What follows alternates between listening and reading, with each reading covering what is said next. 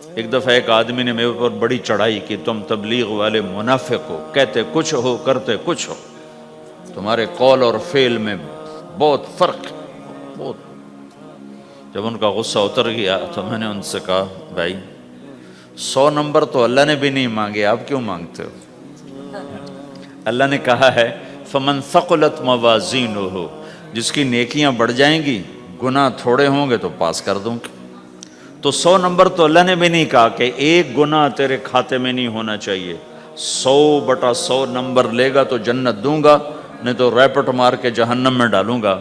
تو 100 نمبر تو اللہ بھی نہیں مانگتا، اسے پتہ ہے میرا بندہ کمزور ہے، کبھی گناہ کرے گا کبھی نیکی کرے گا۔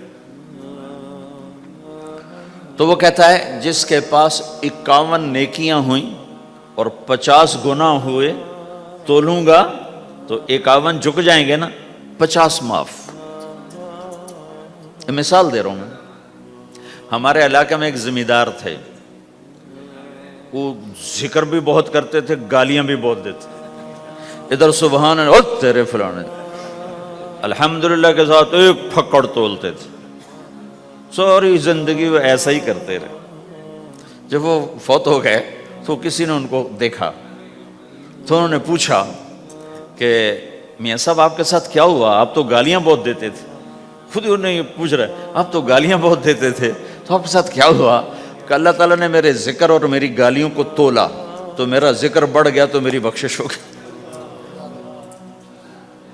اللہ نے بھی کاؤنٹنگ رکھی ہے، پرفیکشن مانگی ہی نہیں۔ اگر اللہ پرفیکشن مانگتا تو پھر آپ کہتے تم کرتے کچھ ہو کہتے کچھ ہو۔ اگر میں کہتا صحیح ہوں تو ایک نیکی تو کر رہا ہوں، اور کرتا نہیں ہوں تو ایک گناہ کر رہا ہوں۔ کیا پتا میرا رب میرے کہنے کے طفیل میرے نہ کرنے کو معاف کر دے۔ بس ایک صورت میں ہے کام خطرناک کہ اگر میں اس کہنے سننے کو اپنی دنیا بنانے کا ذریعہ بنا لوں پھر خطرناک ہے۔ تأمرون الناس بالبر وتنسون انفسکم وانتم تتلون الکتاب، وہ یہ آیت ہے۔ لیکن اگر میرے اندر اخلاص ہے تو پھر میں انسان ہوں، کبھی اچھا کروں گا کبھی برا کروں گا، لیکن میرے ذمہ صدا لگانا ہے۔ تو بھائیو اس تبلیغ کے کام کو کرتے رہنا، اس سے ایمان بنتا ہے، ایمان سے دین وجود میں آتا ہے۔ دین کے 2 حصے ہیں، ایک عبادات ہے جس میں نماز سب سے اہم ہے، پھیری پہ ہو گھر پہ ہو نماز نہ چھوڑو۔ رمضان کے روزے ہیں، اللہ پھر رزق زیادہ دے دے، حج کرو، زکوٰۃ دو، لیکن عبادات بڑی محدود ہیں اور اس میں کثرت اللہ نے مطالبہ بھی نہیں کیا، بلکہ اللہ تعالیٰ نے اس میں اعتدال ہی کو پسند فرمایا ہے۔ اللہ تعالیٰ نے ہمارے نبی لمبی لمبی نمازیں پڑھتے تھے تو اللہ تعالیٰ نے روک دیا کہ ما انزلنا علیک القرآن لتشقی، میرے نبی میں نے تمہیں قرآن اس لیے نہیں دیا کہ تو لمبی لمبی نمازیں پڑھ کے تھکتا رہے، درمیانہ چل۔ اللہ کے نبی نے تبلیغ میں زیادہ زور دکھایا تو اللہ نے اس پر بھی کہا فلا تذهب نفسك علیہم حسرات، اتنا غم نہ کیا کر کے تو خود ہی ہلاک ہو جائے، نہیں ایسا نہ کر۔ تو عبادات محدود ہیں اور اس میں اعتدال مطلوب ہے۔ سارا دن مصلی پہ بیٹھنا یہ اللہ نہیں دیکھنا چاہتا، اللہ یہ دیکھنا چاہتا ہے کہ تو باہر جا تاکہ میں دیکھوں کہ اب تو کیا کرتا ہے۔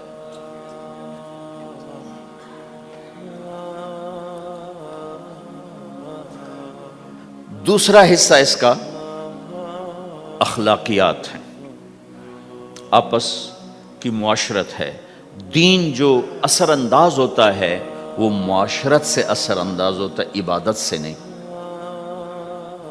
عبادات سے نہیں۔ عبادت تو مسجد کے اندر ہے یا مصلی پر گھر کے اندر ہے، روزہ اندر کی چیز ہے، حج بیت اللہ میں ہے، زکوٰۃ مسلمان کو دی جاتی ہے۔ تو دنیا میں دین پھیلنے کے لیے اور اپنوں کو دین کے قریب کرنے کے لیے جو سب سے بڑا عمل ہے وہ بھائیو اچھے اخلاق ہے۔ یہ دوسرا حصہ میں آج بیان کرنا چاہتا ہوں۔ اللہ کے نبی نے فرمایا ایو عُرَى الاسلام اوثق، مجھے بتاؤ اسلام کا سب سے مضبوط عمل کیا ہے؟ تو صحابہ نے کہا الجہاد، یا رسول اللہ جہاد۔ اسلام کا سب سے مضبوط عمل کیا ہے؟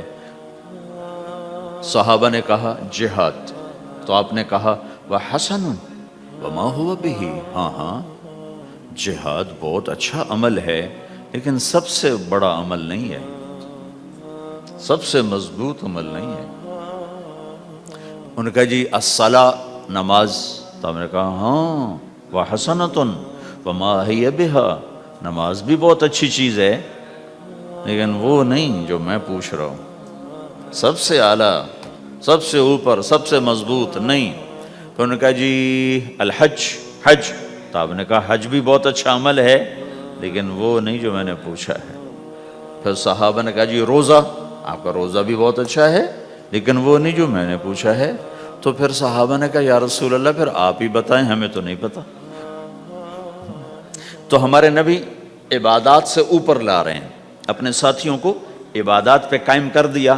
ہر آدمی نمازی بن چکا ہے، ہر آدمی روزے دار بن چکا ہے، ہر آدمی مالدار زکوٰۃ دینے والا بن چکا ہے، اور ہر آدمی حج کا جذبہ پیدا کر چکا ہے۔ اب آپ ان کو اخلاق پہ لانا چاہتے ہیں، چونکہ اسلام کی تکمیل اخلاق سے ہے۔